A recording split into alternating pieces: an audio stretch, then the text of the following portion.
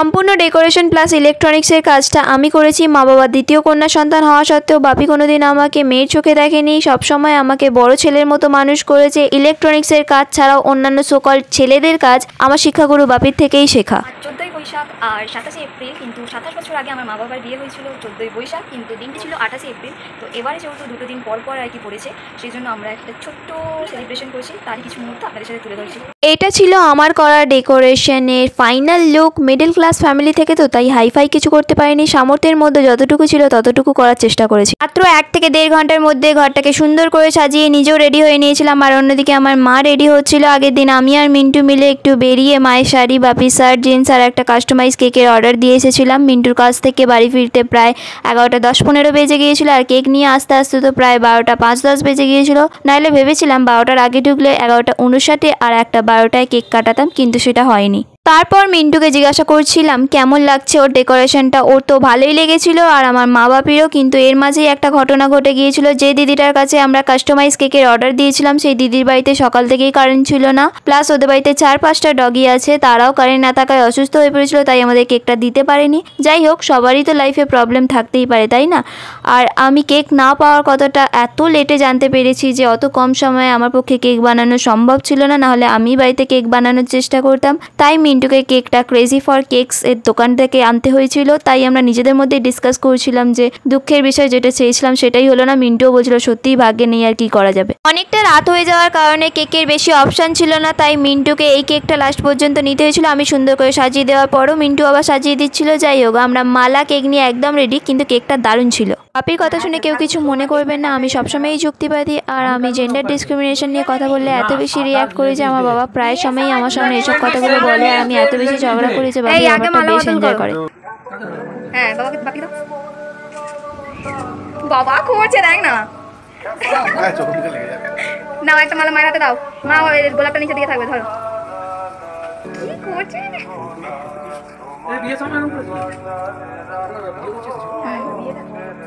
চলো, হ্যাঁ, happy anniversary, শুভ বিবাহ বার্ষিকী। 3 বার করছে, দেখ না, করছে দেখ। Lovely Moitro, my darling. নাও, দুজনে দুদিকে ফু দেবে। এ বাবা, মা দুটোই নিবি দি। তাই তো মায়ের জন্য চলে গেছে। নাও,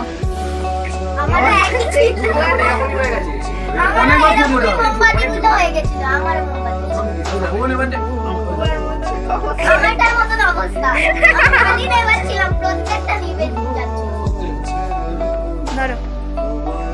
কোনটা কাটবে, বাপি? হ্যাঁ, বাপি ওই দিকটা আগে, বাপি কেটে নাও। মাকে কেটে বাপি শালা অনেক কিছু। আরে দুজনে একসাথে কাটবে তো। ওটা কাটুক আবার কাটুক। আপনি ছবি ধরো, আপনি হাতটা ধরুন। ছবি দুজনেই ধরবো। ধরো। তোমরা কাটো না, তারপর দুজনে ধরে কাটো। হ্যাঁ, দুজনে বাদ দাও। বাহ। পোস্টমর্টম। ঠিক আছে? হাতেই কোলো না, খাওয়া না। লাইটটা অফ করে দেখলাম ভালো ফটো আসছিল না বলে আবার জেলে দিয়েছিলাম। হাতে নাও, হাতে নাও। আমি ছুরিতে খাবো না, আপনি হাতে খাবো। না, ছুরিতে।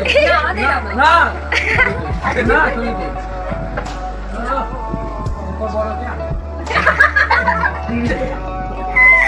এরপর মা। মা করো না।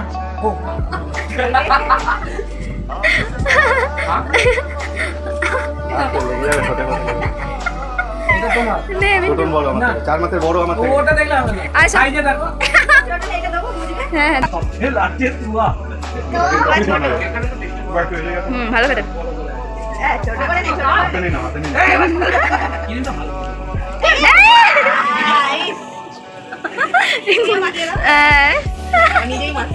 এই দিনকে এক দৃষ্টিতে আমি আমার মা বাবার দিকে তাকিয়েছিলাম। ওদেরকে খুশি হতে দেখে আমার নিজেরই খুব আনন্দ হচ্ছিল। আর সন্তানের কাছে মা বাবা দুজনকে একসাথে হাসতে দেখা মানে স্বর্গসুখ অর্জন করা। কি ঠিক বললাম তো? ও আরেকটা কথা বলতে তো ভুলেই গিয়েছিলাম, মিন্টু সেদিন প্রথমবারের জন্য আমাদের বাড়িতে এসেছিল, তাই জন্য আমরা সবাই খুব বেশি খুশি ছিলাম। মায়ের হাসি আর বাপির কথা শুনলেই বুঝতে পারবেন ওরা ঠিক কতটা খুশি হয়েছিল।